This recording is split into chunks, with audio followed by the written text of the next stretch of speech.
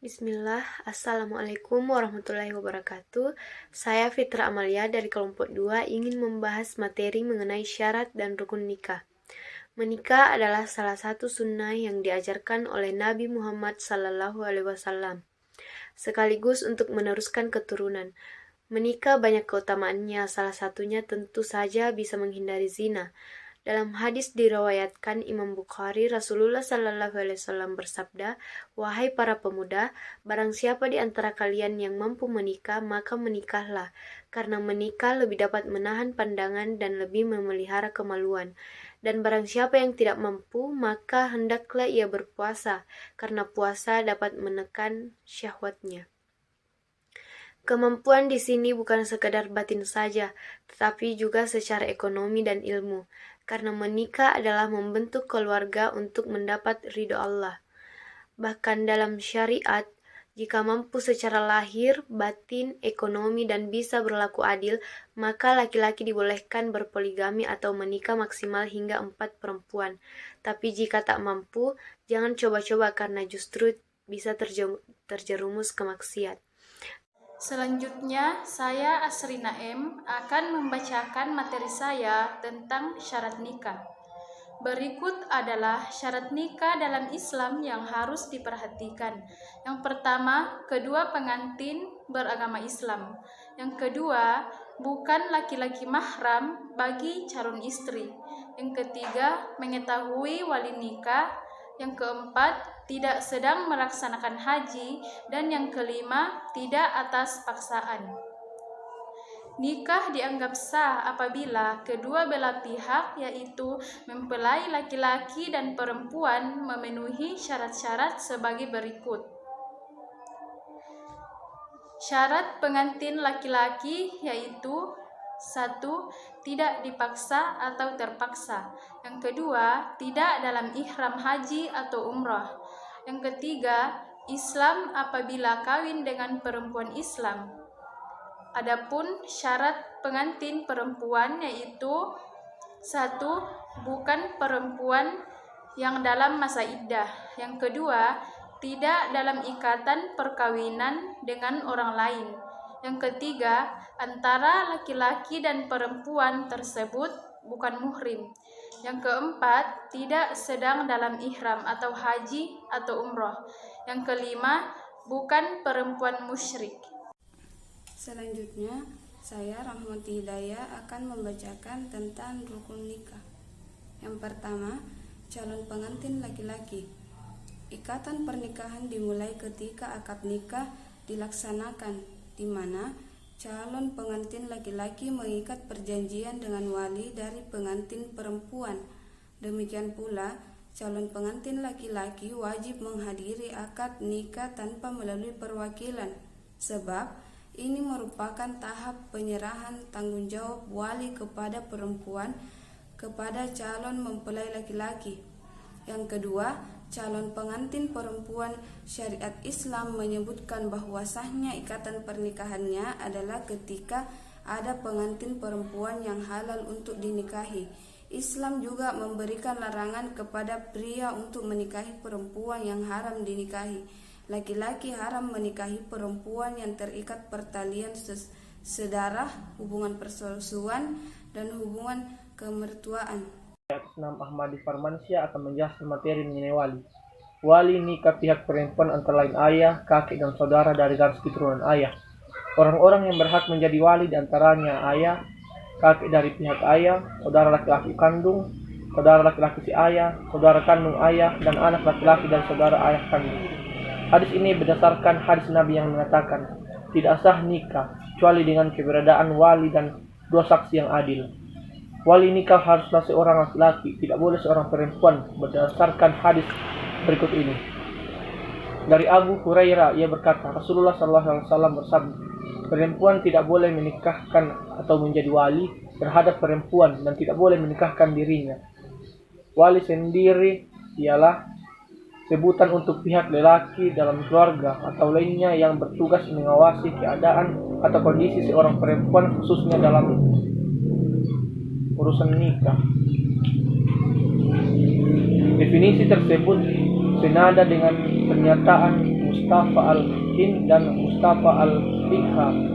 Perwalian secara bahasa bermakna cinta atau pertolongan. Perwakilan secara syariat ialah penyerahan perkataan pada orang lain dan pengawasan atas keadaannya. Wali nasab berikut ada beberapa urutan wali nasab, antaranya ayah, kakek, ayahnya kakek, saudara laki-laki si ayah si ibu, saudara laki-laki si ayah, anak saudara laki-laki si ayah si ibu, anak saudara laki-laki si ayah, paman si ayah ibu, paman si ayah, paman si ayah ibu, anak paman si ayah ibu, anak paman si ayah, cucu paman si ayah si ibu, cucu paman si ayah, paman ayah si ayah si ibu, paman ayah si ayah, paman kakek si ayah, anak paman kakek si ayah, anak paman kakek si ibu. Wali hakim. Terbitnya wali nikah dimulai dari urut 1. Bila tidak ada, beralih ke urutan kedua dan selanjutnya. Siapa yang diprioritaskan menjadi wali? Imam Abu Syuya dan dalam Matan Al-Khiyah wa Taqrih menjelaskan sebagai berikut. Wali paling utama ialah ayah, kakek, atau ayahnya ayah. Saudara laki si ayah si ibu, saudara laki si ayah, anak lelaki saudara laki si ayah, anak lelaki saudara lelaki si ayah, paman dari pihak ayah, dan anak lelaki paman dari pihak ayah. Demikianlah urutannya. Apabila tidak ada waris syahbah, maka hakim. Dari penjelasan di atas bisa kita pahami bahwa yang berhak menjadi wali adalah para pewaris syahbah dari calon mempelai wanita. Urutan penyebutan dalam keterangan Abu Sujuk itu merupakan urutan prioritas yang berhak menjadi wali nikah. Jika ternyata semua pihak keluarga atau wali nasab di atas tidak ada, maka alternatif terakhir yang menjadi wali ialah wali hakim. Wali hakim adalah pejabat yang ditunjuk oleh Menteri Agama atau pejabat yang ditunjuk olehnya untuk bertindak sebagai wali nikah dari calon mempelai wanita yang tidak mempunyai wali. Tidak sah nikah kecuali dengan keberadaan wali, dan penguasa adalah wali bagi wanita yang tidak mempunyai wali. Wali nasab boleh pindah pada wali hakim apabila sudah tidak ada garis wali nasab, walinya hilang, walinya jauh, walinya sedang sakit, walinya tidak dapat dihubungi, walinya sedang melaksanakan haji atau umroh, walinya udhur, walinya adhol. Wali muhakkam. Dalam hal pernikahan, wali muhakkam adalah orang biasa, bukan pejabat hakim resmi yang ditunjuk oleh seorang perempuan untuk menjadi wali dan menikahkan dirinya dengan seorang laki-laki yang telah melamarnya. Materi selanjutnya yaitu saksi. Saksi. Pernikahan yang sah diperlukan saksi dari kedua belah pihak. Persyaratan saksi antara lain orang tersebut beragama Islam, balik, berakal, merdeka, lelaki, dan adil. Saksi bisa berasal dari pihak keluarga, tetangga, dan orang yang dipercaya seperti sahabat sebagai saksi. Menjadi saksi dalam sebuah pernikahan secara Islam setidaknya ada 6. Jika syarat tersebut tidak terpenuhi, maka saksi dinilai tidak layak dan harus diganti oleh orang lain. Tujuan yang jelas. Syarat-syarat saksi adalah berakal, balik, berjumlah 2 orang, lelaki, merdeka, bukan budak, adil, Islam, melihat dan mendengar. Saksi pembicaraan yang terjadi pada saat akad. Pada kitab Qotrib Mati Abi Suja jilid 1 disebutkan bahwa syarat saksi nikah sama dengan syarat wali nikah. Pertama, beragama Islam. Sudah menjadi kesepakatan para ulama bahwa saksi akad nikah harus beragama Islam. Karenanya, walau persyaratan lain terpenuhi, namun saksi tidak beragama Islam, maka ia tidak boleh menjadi saksi.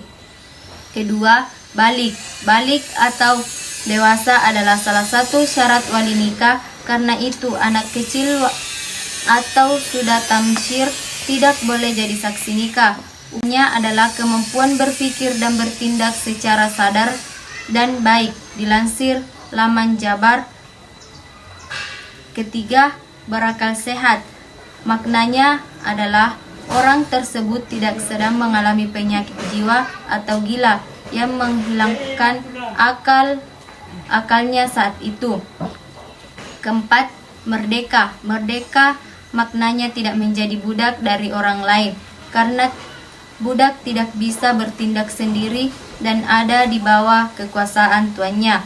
Kelima, laki-laki. Jumhur ulama dari mazhab Malikiyah, Syafi'iyah dan Hanabiyah mensyaratkan saksi nikah harus lelaki. 6. Adil. Saya atas nama Nur Rahmawati Muiz akan melanjutkan yaitu ijab dan kabul. Ijab dan kabul dimaknai sebagai janji suci kepada Allah Subhanahu wa taala di hadapan penghulu, wali dan saksi. Pelaksanaan ijab dan kabul merupakan syarat agar pasangan menikah sah sebagai sepasang suami istri. Sebagaimana di dalam Al-Qur'an Az-Zariyat ayat 49 yang artinya dan segala sesuatu kami jadikan berpasang-pasangan supaya kamu mengingat kebesaran Allah. Adapun syarat ijab dan kabul, yang pertama, proses penghafalan ijab tidak menggunakan kalimat sindiran. Yang kedua, pengucapan ijab dilakukan oleh wali atau seorang yang mewakili. Yang ketiga, saat penghafalan ketika ijab diucapkan tanpa ada persyaratan. Yang keempat, tidak ada keterikatan dengan waktu tertentu, misalnya nikah kontrak. Yang kelima, kabul diucapkan mempelai laki-laki. Keenam, kalimat yang digunakan harus sama dengan yang disebutkan saat ijab. Yang ketujuh, nama calon mempelai wanita harus disebutkan dengan lengkap. Yang kedelapan, tidak menambahkan persyaratan khusus saat penghafalan berlangsung. Yang kesembilan, tidak diselilingi dengan kalimat dalam bentuk apapun yang bisa merubah makna dari ijab kabul. Selanjutnya, saya Nurnani akan membacakan tentang mahar. Mahar atau mas kawin sangatlah penting keberadaannya di altar pernikahan dan menjadi syarat nikah dalam Islam. Mahar adalah sejumlah harta yang diberikan oleh pihak laki-laki kepada pihak perempuan. Mahar dalam agama Islam mengandung nilai uang sebagai acuan. Mempelai perempuan bisa meminta harta seperti uang tunai, emas, tanah, rumah, dan kendaraan. Adapun syarat mahar yaitu harta berharga. Jika mahar sedikit namun bernilai, maka barang tersebut sah. Sejatinya tidak ada ketentuan banyaknya mas kawin ataupun sedikit. Kedua, barang suci dan bermanfaat. Ketiga, barang bukan kazab atau kazab artinya mengambil barang milik orang lain tanpa seizinnya namun tidak bermaksud memilikinya. Yang terakhir, bukan barang yang tidak jelas keadaannya. Selanjutnya, saya Mursidatun Hairiyah akan membahas tentang walimah. Nah, secara bahasa, walimah adalah jamuan makanan, biasanya jamuan dalam pesta pernikahan yang dikenal dengan istilah al-urs atau walimatul urs. Walimah adalah sebutan untuk undangan makan khususnya saat pernikahan. Sebagian ulama fikih berpendapat bahwa walimah itu untuk acara makan-makan, untuk segala kejadian yang menggembirakan dan lebih pada acara makan-makan untuk pernikahan. Menurut Ibnu Al-Rabi, bahasa walimah adalah berkumpulnya orang-orang untuk makan yang dihidangkan dalam suasana kegembiraan, misalnya pesta pernikahan dan syukuran. Islam yang melakukan walimah wajib memperhatikan peringatan Rasulullah SAW sebagai berikut, yaitu seburuk-buruknya makanan adalah makanan walimah yang diundang padanya orang kaya dan ditinggalkannya orang-orang fakir. Jadi, makanan walimah jangan sampai melakukan atau jangan sampai melupakan fakir miskin. Baik, itulah tadi materi dari kelompok 2 yaitu syarat dan rukun nikah. Kurang dan lebihnya mohon dimaafkan. Saya akhiri dengan ucapan wabillahi taufiq wal hidayah. Wassalamualaikum warahmatullahi wabarakatuh.